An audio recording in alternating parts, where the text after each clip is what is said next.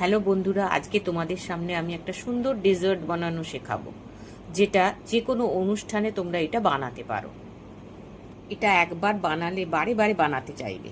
তো চলো দেখাই কিভাবে আমি এই ডেজার্টটা বানাই। আমি একটা বাটিতে দুধ নিয়েছি, 1/2 লিটার মতো দুধ নিয়েছি। এইবার এই 1/2 লিটার দুধ থেকে 2 হাতা দুধ আমি একটা বাটিতে তুলে নিয়েছি।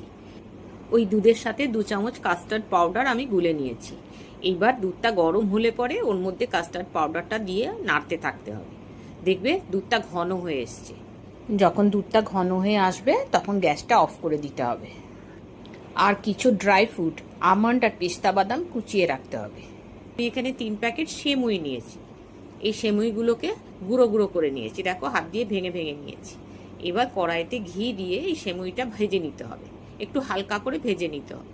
এটা হালকা করে ভেজে নেওয়ার পর আমি এতে মেশাবো 1/2 কাপ সুগার পাউডার আর 1/2 কাপ মিল্ক মেড।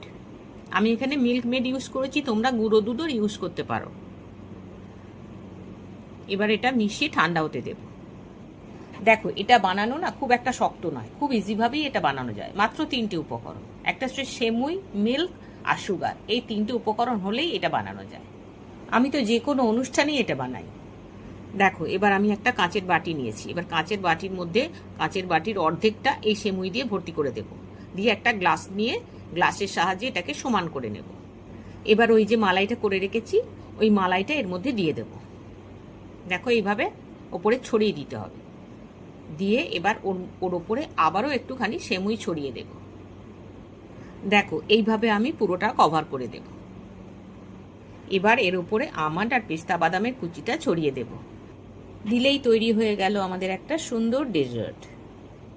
এটা বানানো যেমন সহজ, খেতেও তেমনি সুন্দর। বাড়িতে কোনো গেস্ট এলে তোমরা যদি এইভাবে একবার তাকে বানিয়ে খাওয়াও, সে সাথে সাথে তোমাদের থেকে রেসিপিটা জানতে চাইবে। তো চলো বন্ধুরা, আমার রেসিপিটা কেমন লাগলো জানিও।